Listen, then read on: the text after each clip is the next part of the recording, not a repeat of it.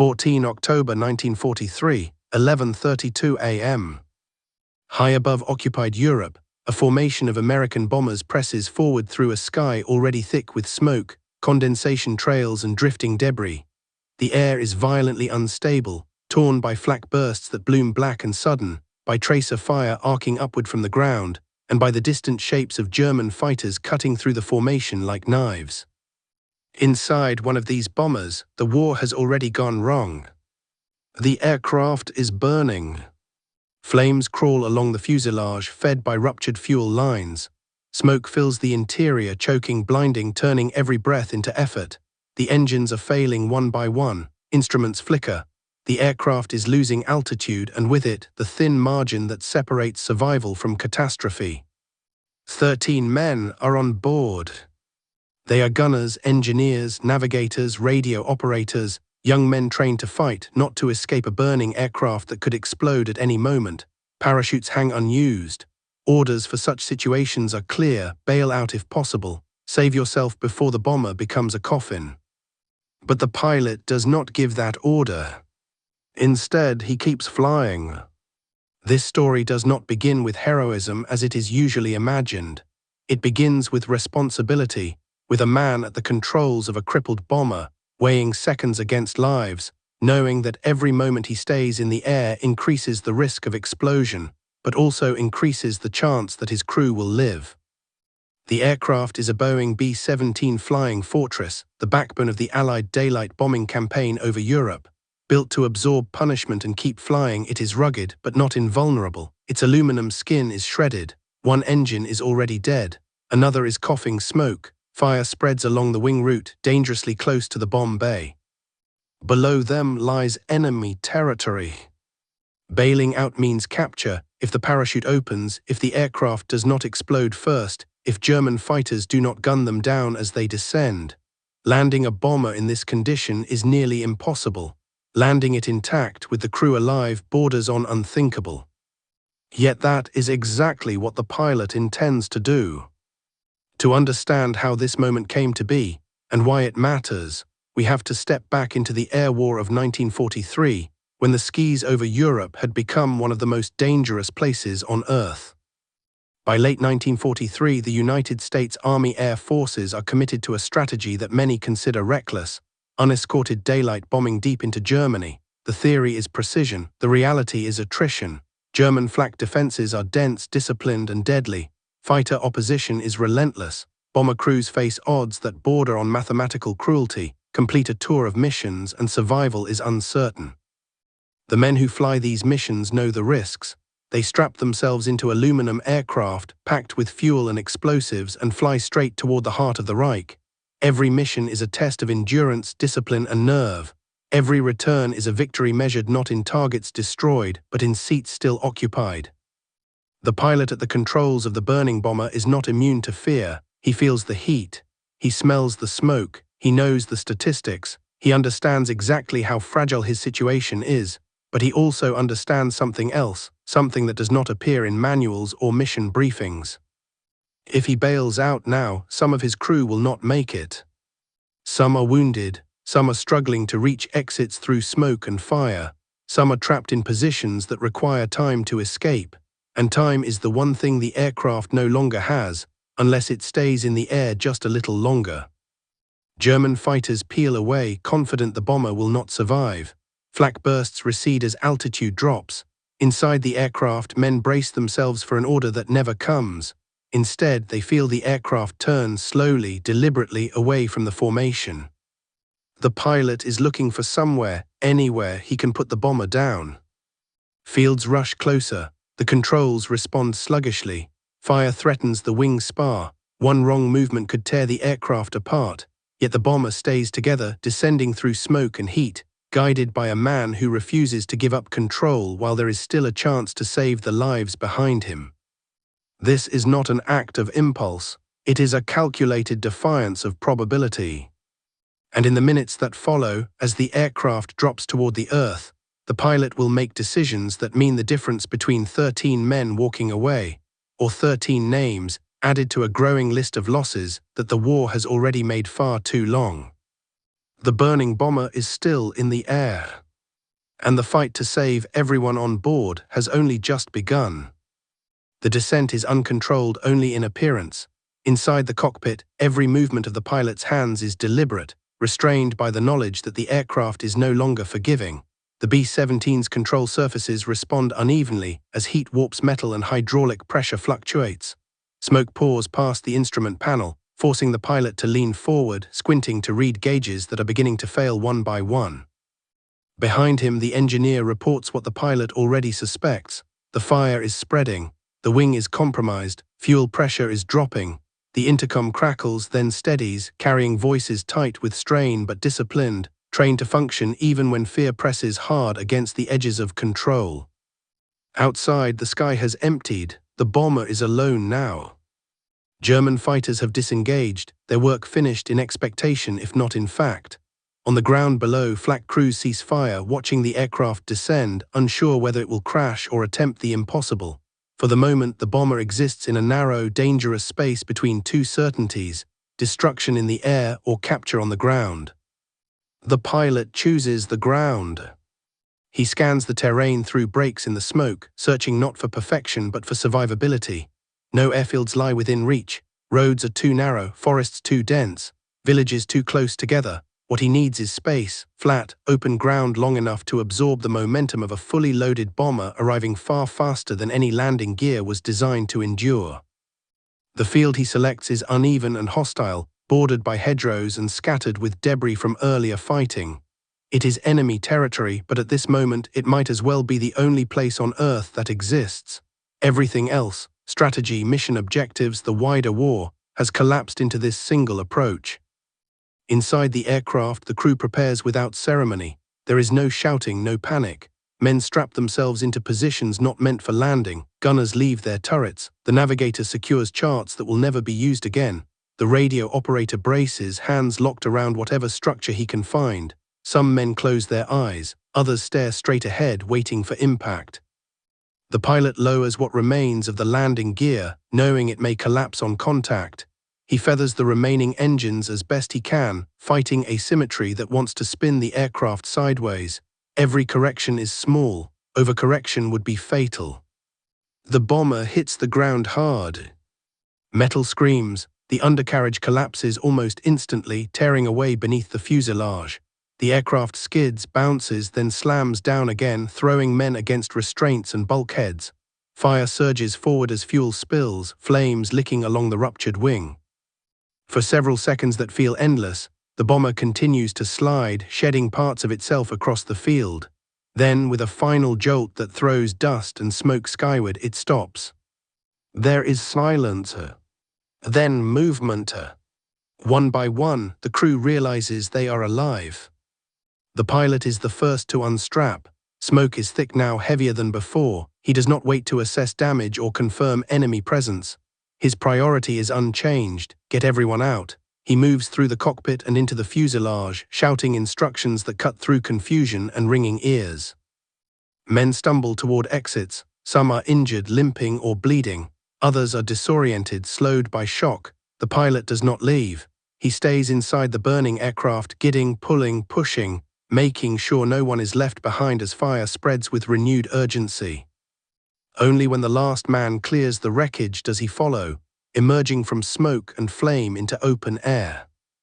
13 men stand together in a field deep in occupied territory, alive against all expectation. Moments later, the bomber explodes. The blast confirms what the pilot already knew, that the margin between survival and death had been measured in seconds, not minutes. Had he ordered bailout earlier, some of his crew would have been trapped. Had he stayed in the air longer, none would have escaped. The decision to land, reckless by doctrine, proves exact in execution. German troops arrive shortly afterward. The crew is taken into custody, beginning a different kind of ordeal, years as prisoners of war. Yet even in captivity, the knowledge remains clear. They are alive because their pilot chose to remain at the controls of a burning aircraft when logic and regulation suggested otherwise. In the months that follow, the story of that landing circulates quietly among air crews. It is not immediately publicized. Wartime censorship limits details. But within the bomber force, it becomes something more powerful than propaganda, a reminder that leadership in the air is measured not by victories claimed, but by lives preserved under impossible conditions. The air war continues, bombers keep flying, losses mount, missions blend together in memory. But for the 13 men who walked away from that field, the war will always be divided into two parts: the time before their aircraft began to burn, and the moment a pilot refused to abandon them when everything else said he should. And as the wider conflict grinds forward, that decision, made in smoke, heat, and failing metal, will echo long after the sound of engines fades from the sky. The pilot's decision does not end with survival. It follows him into captivity, into reports written after the war, and into the quiet institutional memory of an air force still learning what daylight bombing truly costs. At the time, there is no ceremony waiting on the ground, no applause, no immediate recognition. There is only capture, exhaustion, and the abrupt transition from the violence of the air to the rigid uncertainty of life as a prisoner of war. For the crew, the shock lingers. They replay the descent again and again in their minds, the way the aircraft held together just long enough, the way the ground rushed up faster than instinct could accept, the way fire chased them out of the fuselage. Survival feels unreal, almost accidental, even though it was the product of discipline and resolve under pressure that few ever experience. The pilot, meanwhile, carries a quieter burden. He knows how close the margin was. He knows that any misjudgment, any hesitation, any overcorrection would have erased all 13 lives in a single instant. He also knows that doctrine did not prepare him for that moment. No manual explains how long to keep flying a bomber that is actively burning. No checklist defines the exact point where responsibility to mission yields entirely to responsibility to men. That judgment belonged to him alone. The broader context of the air war makes this decision even more stark. In 1943, the United States Army Air Forces are suffering catastrophic losses over Germany. Schweinfurt, Regensburg, and other deep penetration missions demonstrate both the potential and the cost of unescorted daylight bombing. Crews are told the odds plainly. Statistically, many will not complete their tour. Aircraft are replaced faster than trained men. Survival is never assumed. Within that environment, pilots are conditioned to accept loss as part of the mission. If an aircraft is mortally damaged, bailout is often the only rational option. Staying with a burning bomber risks not just one life, but the lives of everyone aboard. Yet that logic breaks down when not everyone can escape in time. The pilot understands this intuitively in the moment. He sees the smoke-filled fuselage. He hears the confusion on the intercom. He knows some of his crew are not ready. And he understands that the bomber, for all its damage, is still flying, still controllable enough to offer a chance no parachute can guarantee. That understanding is what separates training from command. As months pass and the war continues, stories like this one circulate quietly among airmen. They are not exaggerated, they are not embellished, they are told simply, often in fragments, as reminders of what the job demands when everything goes wrong.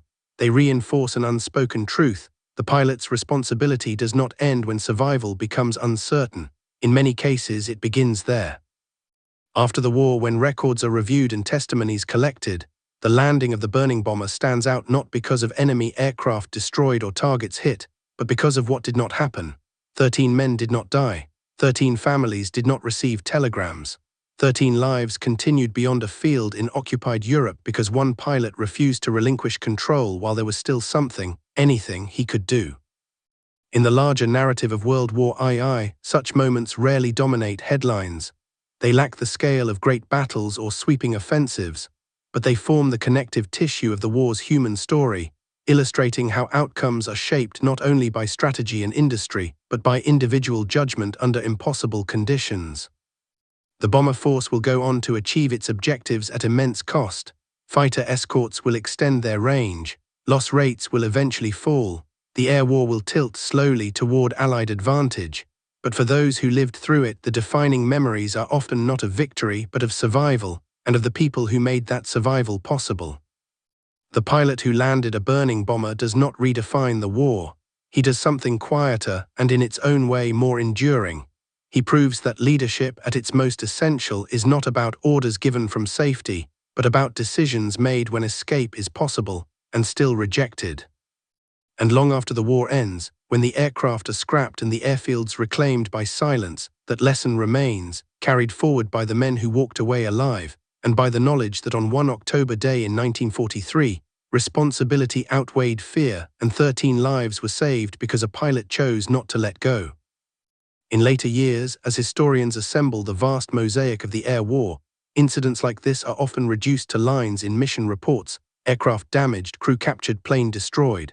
The language is administrative, stripped of smoke and fire, of fear and judgment. Yet behind those lines lies a reality that cannot be quantified: the moment when a pilot understands that his aircraft is dying and that the lives behind him depend entirely on how long he can keep it alive. The aircraft itself, a heavy bomber designed for formation warfare and industrial destruction, was never meant to land under those conditions. Its structure was robust but unforgiving. Once fire took hold, the clock was merciless. Aluminum weakened rapidly, control cables burned through, fuel turned from asset to liability. Every second in the air increased the chance of catastrophic failure. What saved the crew was not luck alone, but the accumulated weight of training, experience, and restraint. The pilot did not attempt heroics in the cinematic sense. He did not push the aircraft beyond what it could give. He accepted its limitations, working within them, coaxing what control remained instead of demanding more. That discipline, calm under pressure, was the difference between a crash and a landing, between 13 deaths and 13 lives preserved.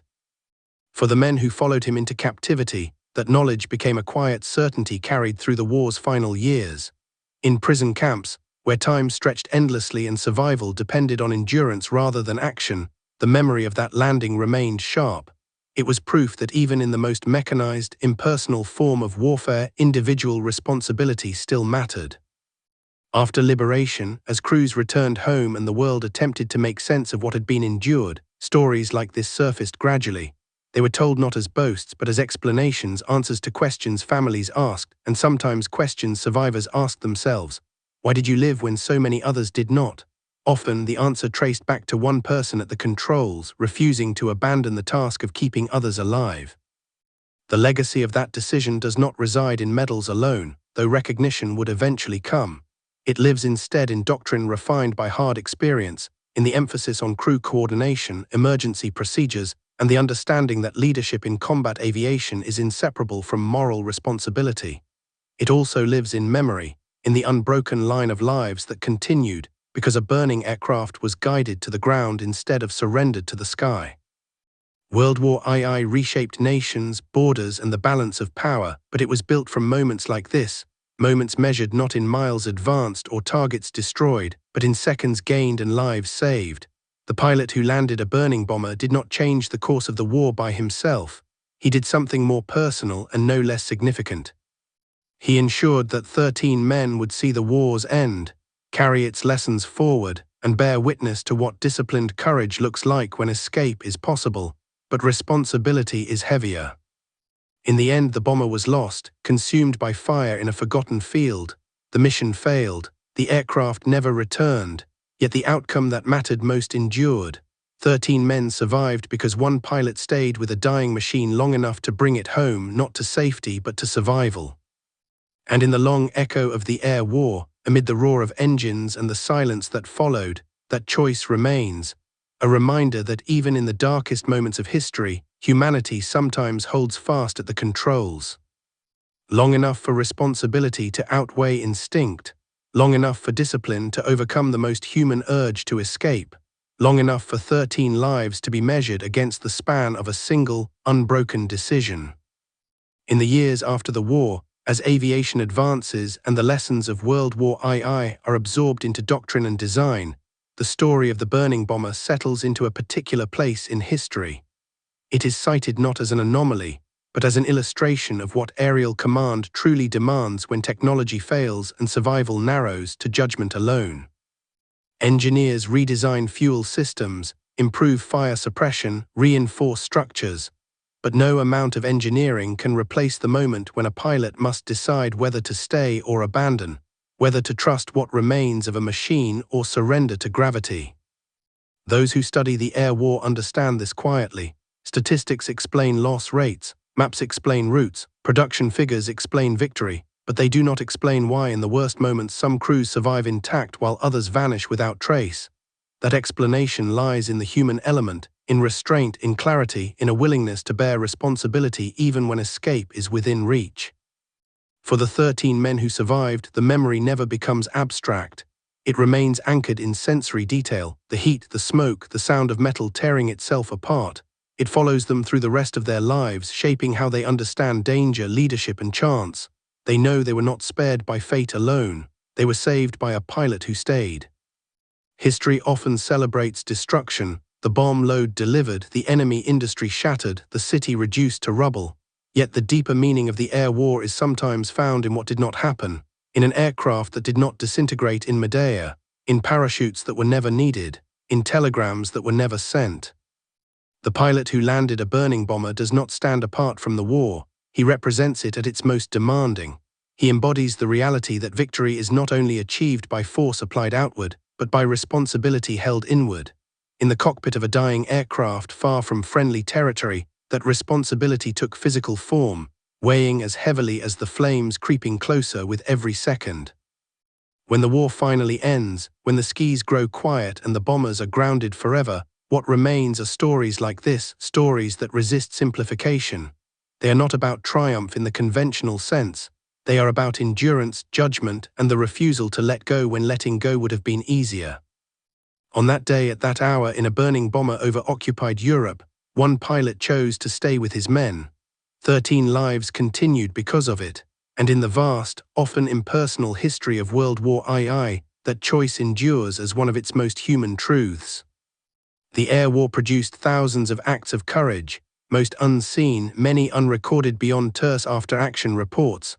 But what distinguishes this moment is not spectacle, not aggression, not destruction. It is the refusal to abandon responsibility when survival could have been personal rather than collective. In that sense, the landing of a burning bomber stands as a quiet counterpoint to the mythology of air combat, reminding us that heroism in war is often defined not by what is destroyed, but by what is preserved. The pilot returned home years later, carrying no illusions about what he had done. He understood that circumstances had narrowed his choices, that training and instinct had guided his hands as much as conscious thought. Yet he also understood that there had been a moment, brief, irrevocable, when he could have chosen differently. That awareness never entirely faded. For the crew, the meaning of that decision unfolded over decades. Lives resumed, families were raised, ordinary years followed extraordinary ones, and threaded through all of it was a shared knowledge rarely spoken aloud that their futures had been secured in a single burning descent, when one man remained at the controls because leaving would have meant leaving others behind. World War II is remembered for its scale, for armies that numbered in the millions, for factories that reshaped continents, for battles that consumed entire cities. But its deepest truths are often found in moments small enough to be missed by history's broad lens. A field in enemy territory, an aircraft sliding to a halt, 13 men stepping into smoke-filled air alive. The bomber itself became scrap, its mission erased by fire, but the act endured. It passed quietly into the collective memory of the air war, into the understanding that leadership is not defined by rank or victory, but by the weight a person is willing to carry when failure becomes personal. In the end, the story does not belong to the aircraft or even to the pilot alone. It belongs to the idea that in the most mechanized war the world had ever known, humanity still asserted itself in the cockpit of a burning machine. That when everything else fell away, orders, objectives, escape routes, what remained was responsibility. And because of that, 13 men lived. That is why this story endures, not as legend, not as exaggeration, but as a reminder that even amid fire, fear, and failing metal, a single decision can outlast the war itself. There are no monuments in that field, no marker where the bomber burned. History does not preserve the smell of smoke or the feel of heat through a cockpit floor. What it preserves, imperfectly but persistently, is the understanding that war is ultimately decided not only by plans and machines, but by moments when individuals refuse to surrender responsibility. In the ledger of World War II, this episode occupies only a few lines. Yet for those who study the air war closely, it carries a weight out of proportion to its scale. It demonstrates that even at the height of industrialized destruction, the outcome for human lives could hinge on restraint rather than force, on judgment rather than aggression. The pilot did not survive because he was fearless. He survived because fear did not override duty. He did not save 13 men by defying reality, but by accepting it fully, recognizing exactly how little time remained, and using every remaining second to serve others rather than himself. That is the enduring meaning of the story. Not the burning aircraft, not the crash, not the captivity that followed, but the decision made once under conditions that allowed no correction. A decision that ensured 13 lives continued beyond the war, beyond the field, beyond the smoke, carrying forward a quiet testament to what leadership looks like when escape is possible, but responsibility is heavier. And that is where the story must end, not with victory banners or triumphant returns, but with the quiet permanence of a choice made under fire. The pilot who landed a burning bomber did not change the trajectory of armies or alter the balance of the war. What he changed was smaller and infinitely harder to measure. He altered the fate of 13 human lives at the exact moment when fate seemed already decided. World War II left behind wreckage on a scale the world had never seen. Steel, concrete, and cities were rebuilt. Losses were counted, strategies analyzed, lessons institutionalized. But moments like this resist reduction. They remain intact precisely because they cannot be simplified. They exist at the intersection of fear and discipline, instinct and responsibility, where a single decision carries consequences no machine can absorb. The bomber never flew again. The field returned to silence. The war moved on, indifferent to individual courage. Yet the meaning of that descent endured, carried by the men who lived, by the families who would never know how close loss had come, and by history itself, which remembers not the aircraft that burned, but the responsibility that did not. In the end, the pilot did what the war demanded at its most unforgiving edge. He stayed. He guided a dying machine long enough for others to escape it. And in doing so, he left behind one of the clearest truths of the air war, that even surrounded by fire, even when escape is possible, leadership is measured by who you refuse to leave behind.